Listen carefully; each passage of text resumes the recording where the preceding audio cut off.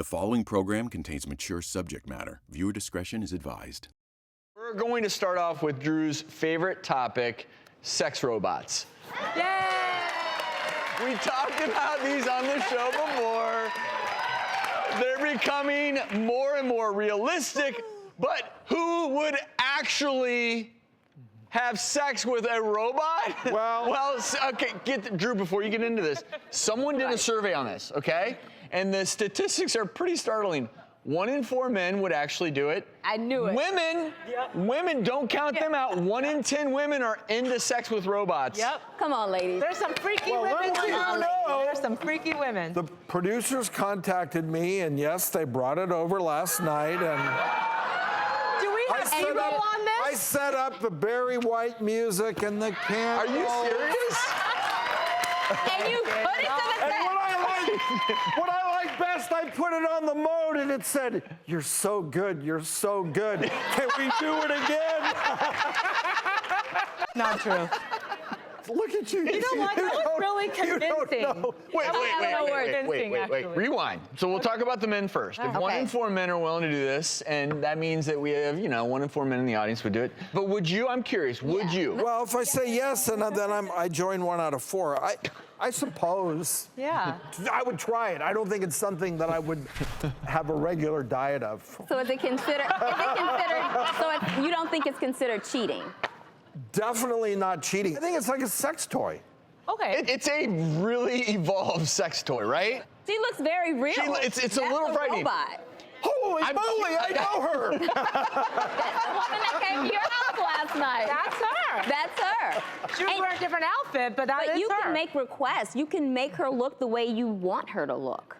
That is crazy. Is there a place psychologically for someone who is incredibly lonely where you could say psychologically this is not a problem?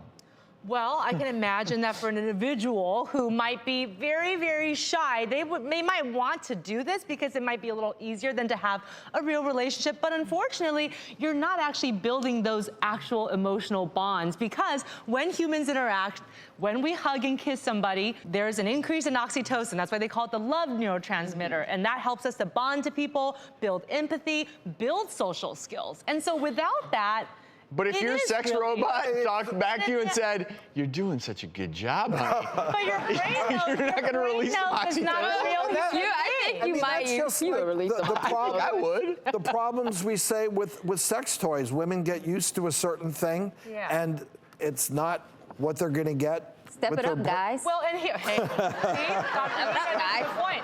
And here's the creepy thing. You can even have a setting where they are basically the frigid setting. So you'll advance on your sex robot, and it'll say, "No, don't touch me," which, of course, if taken to the extreme, sounds a little bit like rape. So maybe reinforcing the wrong kinds of behaviors. Consensual sex. We've talked about it. That sex, healthy sex, with your partner is meant to be consensual and mutually attractive. I see a time where this becomes more and more normalized, because I find it scary, but we all may have these robots living in our homes, and they each serve a different purpose. One robot helps clean. I already have a vacuum. You press it, it's like do do do, and it goes around and cleans it all up. I can understand how there's time when you do do do, they make dinner, and then it's like do do do.